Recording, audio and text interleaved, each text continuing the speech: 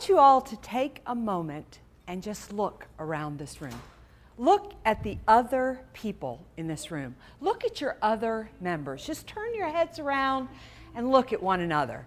And think about what it is that you see. You're a good-looking group, are you? I mean, smart, intelligent people that make you so glad you joined this organization. Okay, maybe a few more bald heads than you saw last year, a couple more wrinkles, but in essence, a great group of people, again, smart, intelligent. Now turn around and look at this group, and I want you to look a little bit more closely, because I want to tell you what else you ought to see. When you look around a room this large, this group of people, I want you to think about the fact that someone in here right now, probably more than one person, has the power, the skills, the connections to help you get whatever it is that you want in life. Think about that, professionally or personally. Somebody in this room, again, probably more than one person, has the connection, the skill, and the ability to help you get whatever it is that you want. Personally, I find that fascinating, that whatever we need in life, we are only one connection away from somebody who can help us truly get closer to that. I mean, think about it. What is it that you want? Now you probably all need somebody who can help you get this new certification, right? Maybe you just want to know new tips and strategies and ideas on how to take your organization to the next level. Maybe you're looking for a few good employees to hire. Maybe you just need to find somebody who can help your kid get a job so they don't live with you for the rest of your life, right? Or maybe you just like to know where to go on Friday night to get a really great beer and a really great piece of pizza. It doesn't matter, whatever it is that you want, somebody in this room right now has the skills, the ability, the experience, and the connections to help you get it. And not only do they have those connections, and not only do they have that ability, they actually want to help you get it. See, it is in our DNA to want to help other people. It's who we are. It's how we're built. But here's the challenge. Other people can't help us unless they know what we want, what we need, unless we're connected. And connecting, that is easy. It's just networking. And networking is easy. But the moment I say the word networking, it is as if I just stood in the front of the room and said a dirty word. Most of you would like to wash my mouth out with soap because networking conjures up images of fear and being uncomfortable. If I said to you, would you like to go network? You look very sweet, so you'd probably say yes. Thank you. But that bubble up over your head, it would say, lady, you're insane. I do not want to go walk into a room full of people that I don't know and make conversation. I get that. I completely understand that. I mean, who in their right mind wants to leave their table full of people that they're perfectly comfortable talking to, walk into a room full of strangers, and start having to think about what to say and listening to maybe a conversation that you're not interested in? I mean, to want to do that, you would have to be sick, twisted, and confused, right? Yeah? Well, you know, the law of averages, I'm guessing we got a few sick, twisted, and confused individuals in here. Does anybody in here like to network? Enjoy networking? Maybe even doesn't find it repulsive? Okay, if that is you, I need you to get to your feet. Now, I hold a lot of certifications myself, but one I do not hold is whether to tell you whether these people are sick, twisted, and confused. You will all have to come up with that all on your own. But what I can tell you is these individuals that you're looking at right now, these are the chosen people. They are the lucky ones.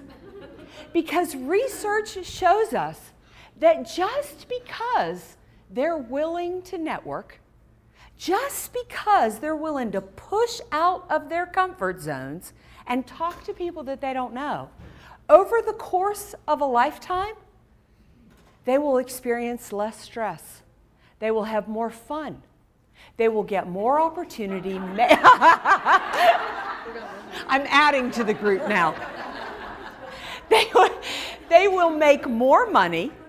They will get more promotions, and more opportunities will come their way, simply because they're willing to network, simply because they're willing to push out of their comfort zone.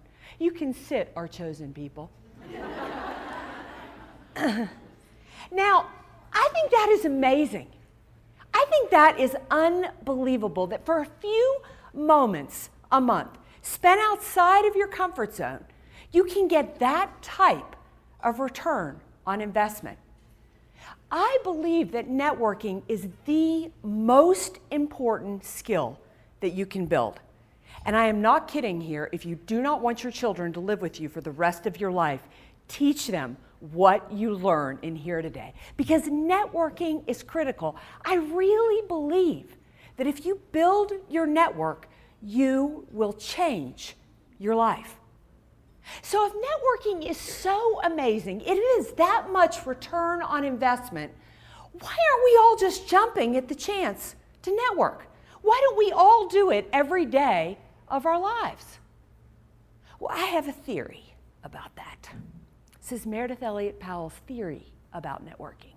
And my theory about that is the fact that we don't like to network because we were never taught to network, or we were taught incorrectly how to network. I mean, think about this. When in your life were you ever told how to make connections, how to build a community? Never. In fact, your mother told you not to talk to strangers. So you learned right from the start, networking is a bad idea. If I don't know you, I shouldn't talk to you, right? But hey, I am in a room full of overachievers. And the moment you hit the business world, somebody brought up that word networking and told you that you ought to network. And being the overachiever that you are, you signed up for a class. You signed up for a workshop. And you got into that workshop with that well-meaning consultant who told you that networking was about getting ahead. It was the number one tactic, the strategy that you needed to make your career. And right then, you decided you didn't like networking because it sounded aggressive. It sounded really pushy. But hey, you're an overachiever. So you went to that workshop anyway. And on the very first day, that well-meaning consultant told you that they were going to give you the secrets to networking, that there were some important things that you needed to know if you wanted to be good at networking. And what they told you was that it was very important that you remember people's names. And they gave you a trick, and that's what they called it, is a trick. You repeat a person's name 3 times. That's how you remember it. So armed with this knowledge, you head to your first networking event, and you walk in and you say, "Hello, Dick Smith. What do you do for a living, Dick Smith? What brought you to this event, Dick Smith?" And Dick Smith looks at you, slowly answering your questions because he's not sure if you've got an IQ challenge or you're just a little bit confused how to network, but you don't pay any attention because you are working your strategies. And as soon as you are done repeating people's names 3 times, you get out that big old stack of business cards that they told you that the goal was to get rid of every single one by the end of the networking event. And while you're running around repeating everybody's names 3 times, you're tossing those cards out like there's no tomorrow. And you head out the door of that networking event so proud of yourself because you have remembered everybody's name and you don't have a single business card left.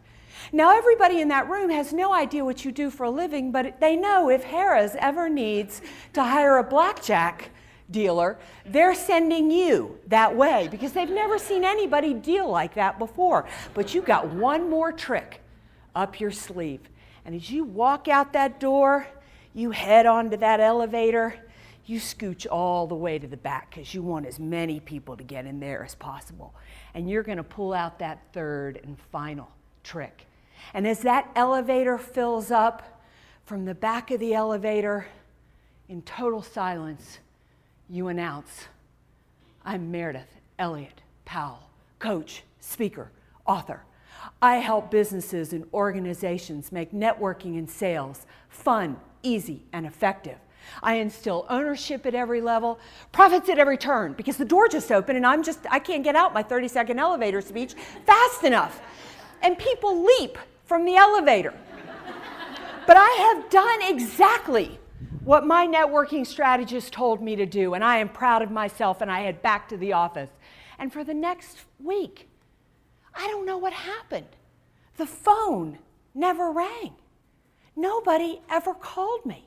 I did everything they told me to do with networking. Well, the truth is, I didn't network. You didn't network by using those strategies. You basically vomited information at people at every single turn.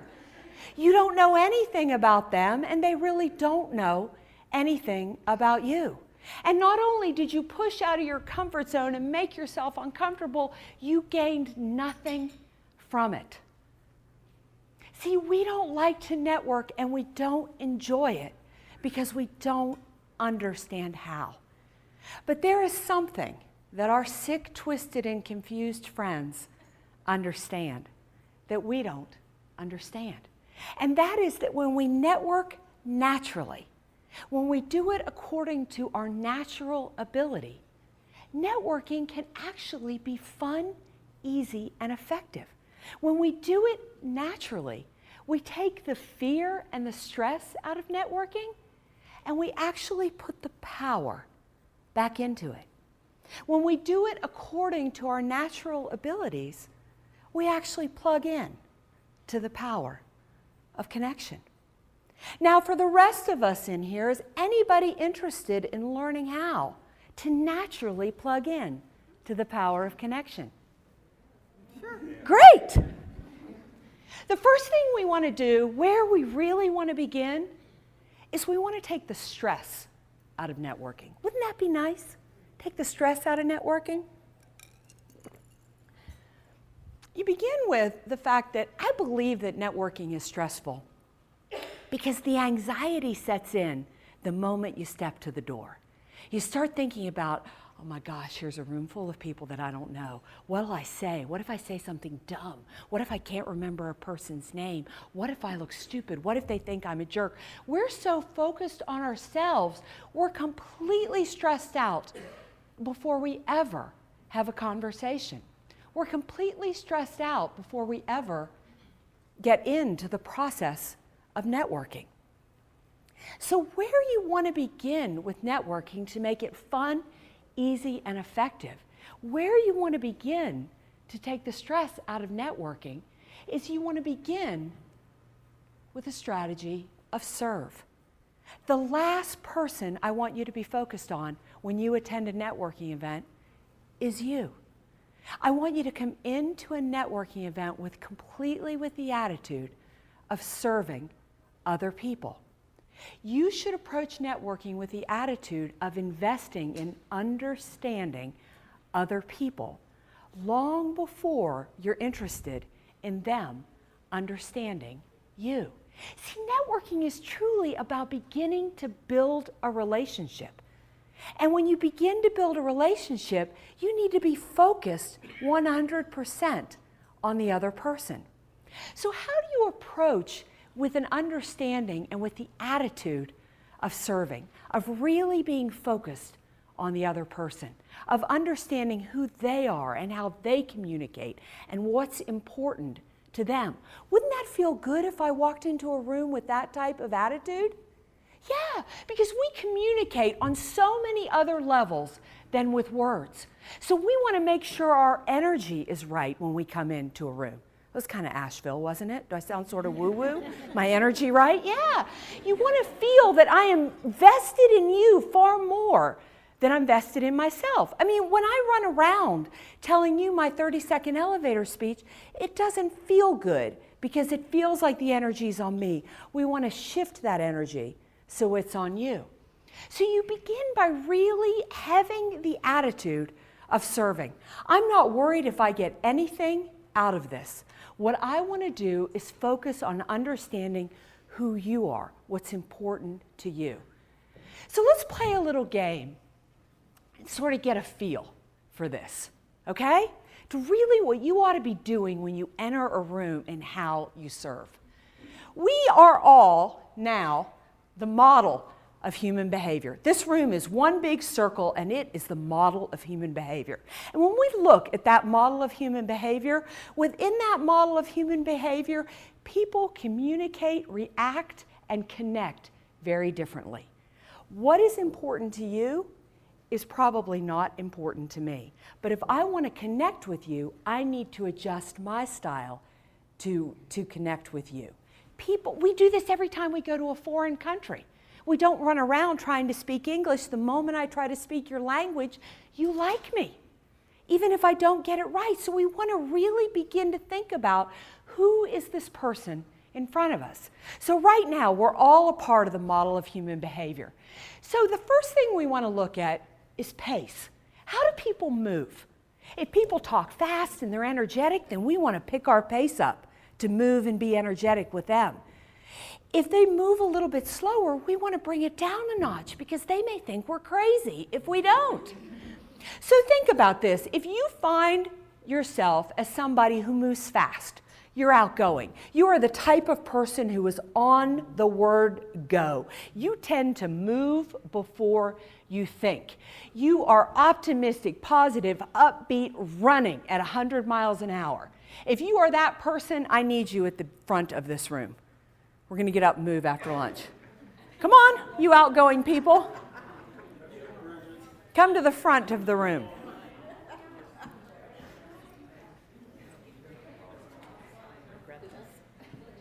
So you know now that when you network, when you connect with these people, we need to pick the pace up. Because these are the type of people that like it upbeat, like it positive, like it moving. If you give them a long-winded answer, you'll lose them. So the rest of you, you're our reserved friends. I need you to go to the back of the room. These are the people, I know this is going to seem crazy, but these people actually think before they give an answer. Is that crazy? Can you imagine? You know? And they actually would like to have information before they make a decision.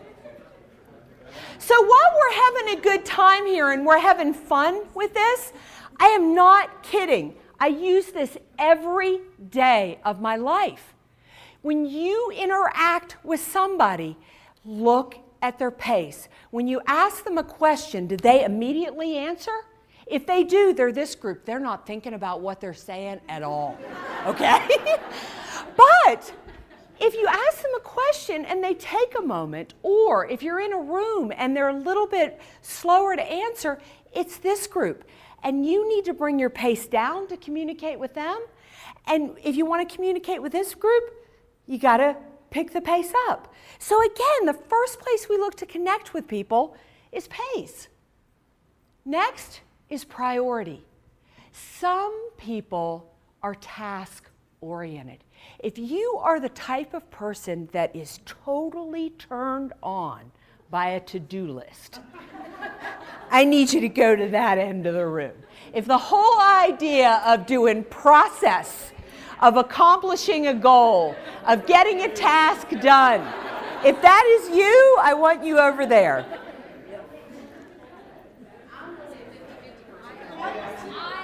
The truth is we're all a blend of all four. For the rest of you, for those of you who are people-oriented, I want you to go to the other side of the room. That you're really more about having a conversation, about relationships, about those types of things. Sure.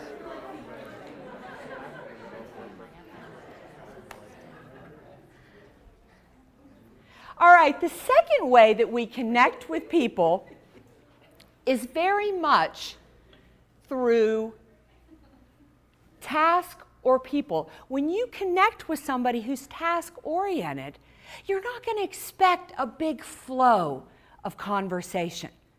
They're a little shorter in their answers. They'd like to stay maybe at a networking event more focused on business. They don't really care what you did over the weekend. Okay? This group is all about relationships. They're about people. They're at a business event, but geez, couldn't we have a good time while we're here? Yeah? I mean, nothing wrong with laughing and cutting up, and do you people have to be so serious, right? So again, but here's the beauty, is we are a mix of all four, and we have the ability to move, but I don't want you to be focused on what you need when you enter a networking event. I want you to be focused on who the other person is and what's important to them. And really what we've wound up with is a model of human behavior. For our friends, raise your hands who are outgoing and task-oriented. Outgoing and task-oriented. These are our friends, the Ds. They are the dominant, demanding styles. I would like you to salute this group of people. Now, we want to salute this group of people because this group of people thinks they're in charge. They're not really, but we don't want to tell them, okay? When you connect with a D, somebody who is outgoing and task-oriented, you need to be confident and you need to be fast-paced. They are winners and they want to connect with winners. You need to keep that in mind. Bragging is just conversation with these. And that is how, these are the people that love a goal, love to accomplish a goal, and they want to be part of a winning team. And that's how you need to connect with them. So again, the first thing you look at is their pace. Are they fast-paced or slower-paced? Are they task-oriented or people-oriented? Next, we've got our friends, the C, who's task-oriented and maybe a little slower-paced, reserved. Now, with these folks, what I want you to do is, everybody on the count of 3, I want you to say thank you to these folks, okay? 1, 2, 3. Thank you. Because these are the most structured and organized people. They are arguably the smartest of the group. Just ask them, okay? And then once you ask them a question, sit down because you are about to get the most long-winded answer you've ever gotten. Because they are information, knowledge seekers.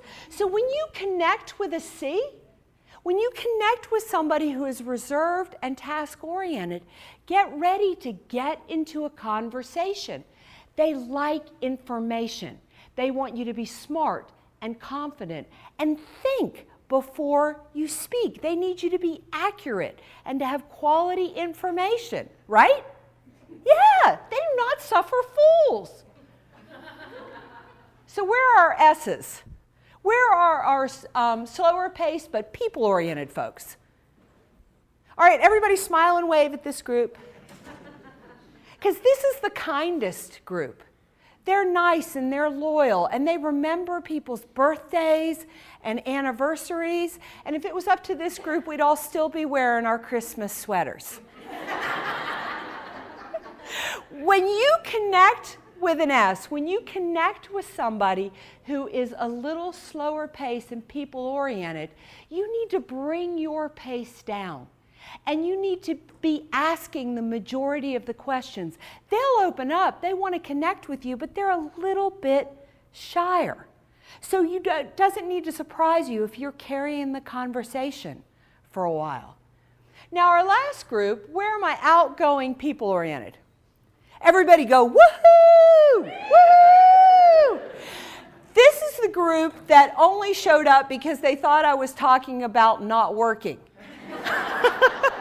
instead of networking. This is the party group. When you go to a networking event, this is the group that is in the middle of the room already. You know? They are the group that gets charged up and excited about meeting other people. When you connect with this group, you got to bring your energy level up.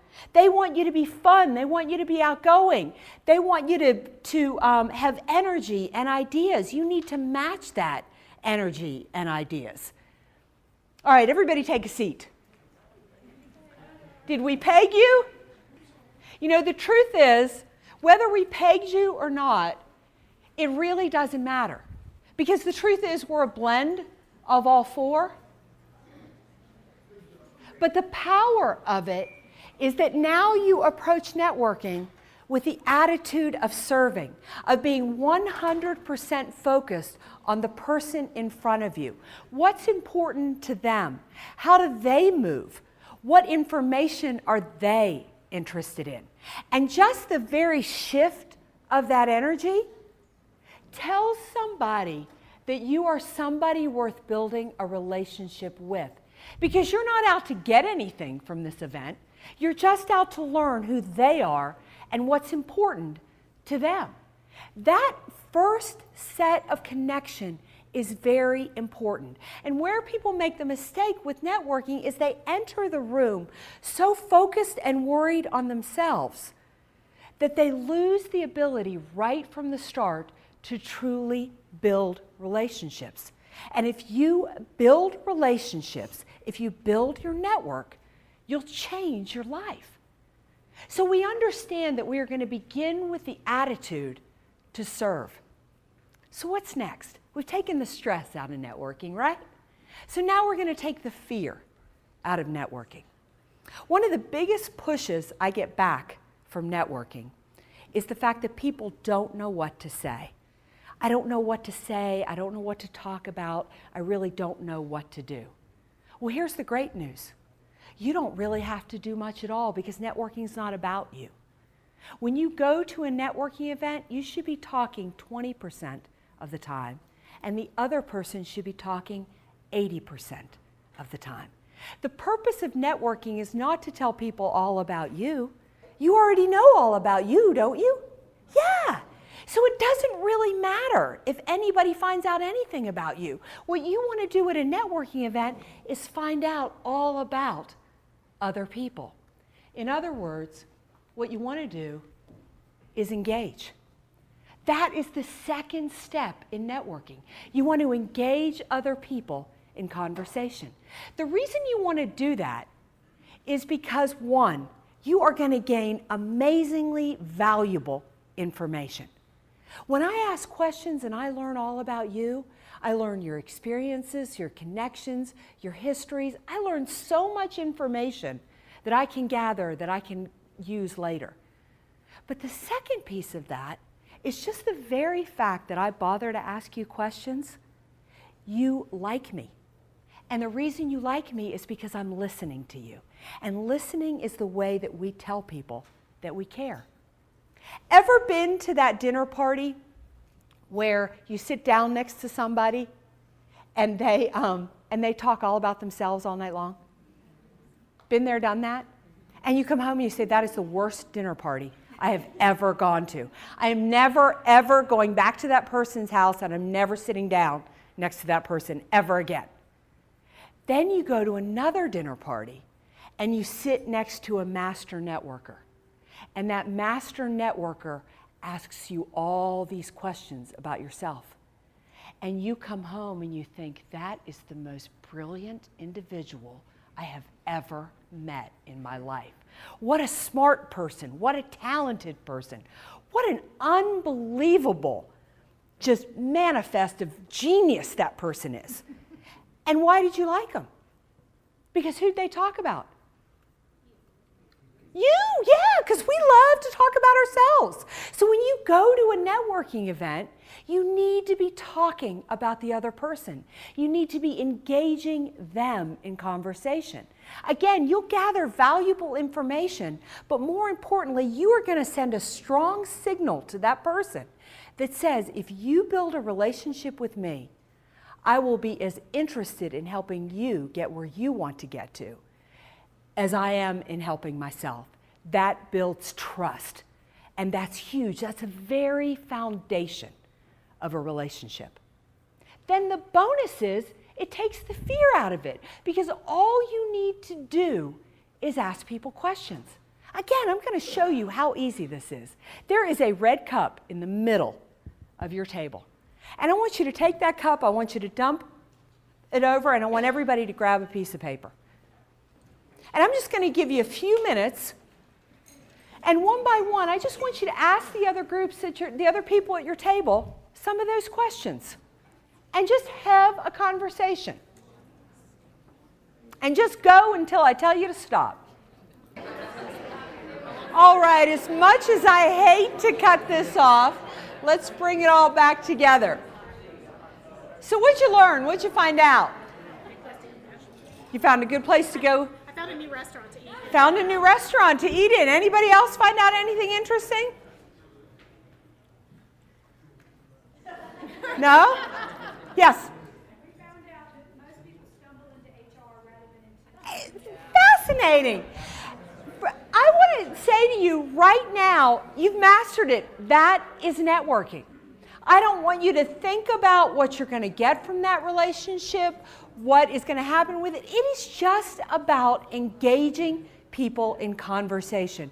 The one thing you'll notice about those questions is some were business, some were personal. So it's okay to mix those up. The other and most important thing about them is they're open-ended. When I ask you an open-ended question, I get a lot more information. And that's what you want to do at a networking event. The first thing you want to do is set your energy right. I'm just here to vest and learn about other people. The second thing is you want to ask open-ended questions so you do learn about other people. And you know, somebody will be standing in a room and they will look so normal, so nondescript, like they've really never done anything with their life. You ask an open-ended question, it is unbelievable what people tell you and what you learn about them. And there is gold in that, there is value in that. And if you build that network, you will change your life. So right now, congratulations, we don't have to go any further. We don't even need step 3, because you are all really, really great networkers. You understand that when you go into a room, you're going to serve. And once you get there, you are going to engage everybody else in conversation. You are going to be that person that people are saying, that is the nicest person I have ever met.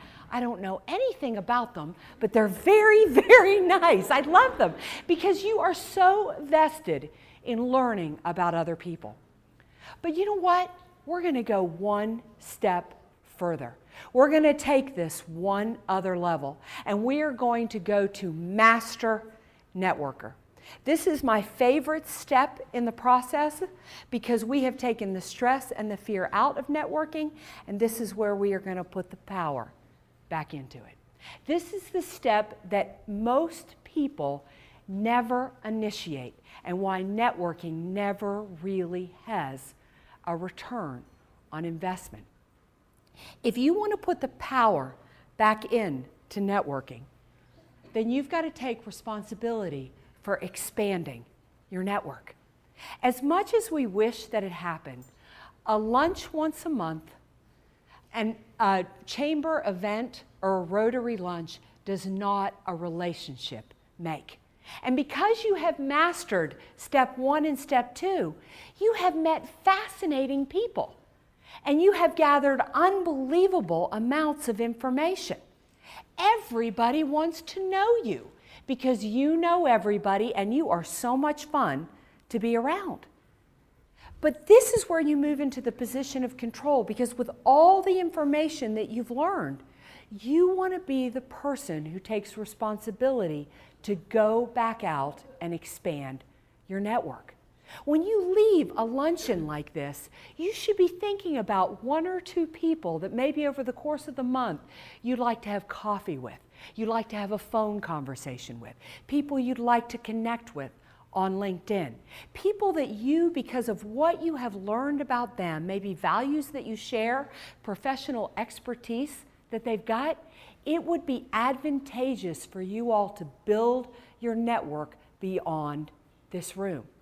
Expanding your network and not expecting other people to call you to go to lunch, to call you to have coffee, but rather you taking that responsibility yourself. You will expand your network and you will change your life. I use this strategy every day of my life.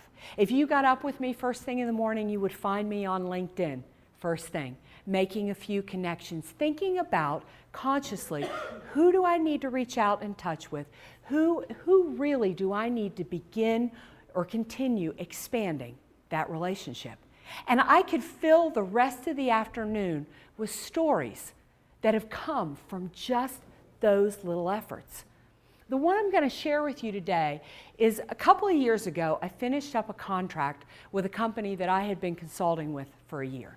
And whenever I leave a consulting contract, I think about all the people that I met there, all the people I connected with, and I built relationships. And while I would love to stay in touch with all of them, I was not born with the trust fund that I was supposed to be born with.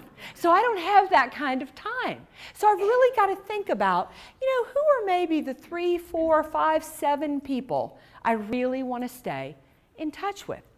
And in this particular day, in this particular contract, I chose 5. 5 people that I really wanted to continue to build a relationship, that I wanted to make sure 5 years from now we were still connected. And I connected with them on LinkedIn. I would on occasion send them an article of interest, have a phone call here and there, maybe a cup of coffee if I happened to be in their city. And one morning I was up on LinkedIn and I noticed that one of the women that I'd worked with, that I chose to stay in touch with, had actually gone to work for another company and she'd taken a very senior level position. And just so happened that she was working in a city in which I was going to be speaking in the next couple of months. And I picked up the phone, I called her, congratulated her, said, just saw your new position, yay you. I'm going to be in your city in a couple of months. Any chance you have time for coffee or lunch? Sure, she'd love to get together with me. So we got together, no intention. I'm just there serving and engaging and expanding my network. And she is so passionate at lunch. She is so excited. They're overhauling everything in their company. They're getting everybody on board with the customer experience. She is just glowing with what she's doing. And I listened to her 80% of the conversation. And right at the end, she said, well, tell me what you're doing. And I had just written another book, and I gave her a copy of the book, and lo and behold, it was time to go. Well, personally, I think she felt guilty because she talked the whole time, that she actually read my book, which always surprises me. And she called me on the phone and she said, it is spot on with what we're trying to do at our company. Would you come down and speak to our leadership team? I said, I would love to come down and speak to your leadership team. So I went down and I spoke to their leadership team, and the CEO approached me afterwards and said, love what you're doing. Would you come back and speak to all the employees? Well, certainly I would make time in my schedule to do that. So I go back and I speak to all the employees, after which the CEO came up and said, I think we could use you writing strategy and doing consulting services for our company for the next year. Would you be interested in doing that? Yes, I would be interested in doing that. From one little reach out on LinkedIn, it moved into the largest contract I'd ever had. But wait, it gets better. Because there I am working away for that company, still working with my other clients, And I am standing in Minnesota in December. It is 2 degrees outside. I am up there consulting. My phone goes off, and I get a message from a guy in Hawaii wanting to know if I would be interested in coming and consulting there. I'll be right there. Well, I thought it was a joke. I really thought it was one of my friends. I'm like, ha, ha, ha, it's 2 degrees in Minnesota. Sure, I'll be on a plane. You'd like to pay me to come to Hawaii. Well, it turns out it was not a joke. It was a referral from the company that I had been working for that had started with a simple connection off morning LinkedIn that turned into the largest and longest consulting contract I'd ever had. All because I bothered to expand my network. I cannot express enough. It was a simple second effort. I was in my jammies. I was drinking coffee. I just reached out. That is how powerful networking is. I can cold call people all day long. It'll take me forever to get that business. But you've got to stay in touch. These people already like you. They're already engaged. If you build your network, it will change your life. But you've got to take responsibility for expanding it. You need to think on a weekly basis, who haven't I touched base with? Who do I know? Who do I need to stay connected with? And who do I need to reach out to? So there you have it, the 3 strategies. We want to lead with a servant's heart. We want to engage people in conversation. And then we want to expand our network. It is simple as C. Remember the acronym C. And you will build your network and you will change your life. If that acronym doesn't work for you, you can always just take the E off expand. And maybe that acronym would be a little bit easier to remember. Okay? Whatever works for you. I was talking to a group of contractors, and this second one seemed to work for them just a little bit better. But if you build your network, you will change your life. If you serve, if you engage, if you expand, you will take the fear and the stress out of networking, and you will put the power back into it. You know, I've got a friend who says that we change our lives in a moment. That we may think about it, we may plan it, we may strategize about it for years. But when we look back on our lives, it's always a moment, a split second, that we remember when everything changed. And my moment came for me in the year 2001. I was hanging out with my girlfriends. We were whining about our lives and doing nothing to change it. Ever been there, done that? But I had one girlfriend who never got caught up in our negativity. And on this particular night, she was entertaining us with a story of the fact that she had just been hired by National Geographic to go to South Africa to write a story about poverty and AIDS. And I was so caught up in her story. I was so mesmerized by what she was talking about, so engaged that I didn't even hear myself say, "Can I go with you?" And the moment it came out of my mouth, I thought to myself, am I insane? I can't go to South Africa. I have commitments. I have things to do. But sure enough, 2 weeks later, there I was, smack in the middle of Umtata, South Africa, home of Nelson Mandela, apartheid, some of the most beautiful countryside I'd ever seen. You know, and once I was there, I realized I needed this adventure. In fact, I deserved this escape. See, it all sounded so exciting to me. My girlfriend had come to South Africa to write a story about a doctor who'd given up the good life to fight poverty and AIDS. I pictured it kind of like a movie, you know? My girlfriend and I would be trekking across this foreign land. We would be meeting exotic men, really connecting with tribal people, you know? But instead, I was living in a thatched hut behind a hospital in downtown Umtata with 2 Catholic nuns who'd taken vows of chastity. It was sort of, it's sort of like you think you're going to star in a Girls Gone Wild video and you wind up in Atlantic City playing canasta with your grandmother. So there was no adventure for me. Instead, I was loading a 1972 Ford station wagon full of medical supplies to take to Itapini. And Itapini was the town dump. Now, I did not want to go to Itapini because Itapini was home to about 100,000 of the poorest South Africans. And the moment we arrived at Itapini, it was everything I'd feared it was going to be. The moment the car door opened, the stench was just unbearable. There was just poverty as far as you could see.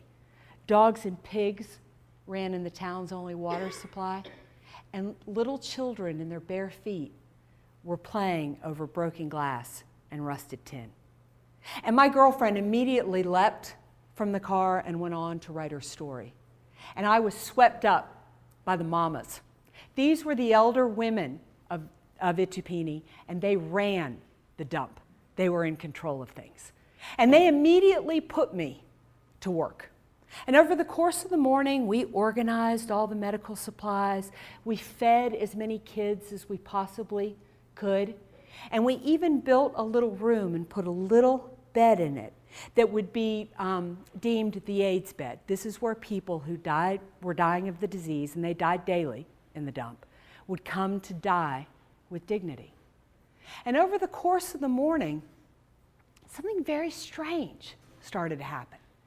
I no longer saw the poverty. I no longer smelled the stench. And I started to catch myself laughing and smiling and enjoying myself. And exactly at noon, everything stopped. And once again, the mamas swept me up, but this time into a great big circle. And all of a sudden, all at once, they just started praying and chanting and giving thanks for all that they had been given. Now, I have never been one for prayer, but I got to tell you, that was so electric. I found myself right in the middle of it, chanting and praying right with them. And it only paled in comparison to the impromptu concert the kids did for me afterwards. With no leader, no sheet music, no nothing. They just organized themselves into the most beautiful sound as a way to say welcome to our world. And you sat there listening to them as this beautiful harmony just echoed out over Itapini.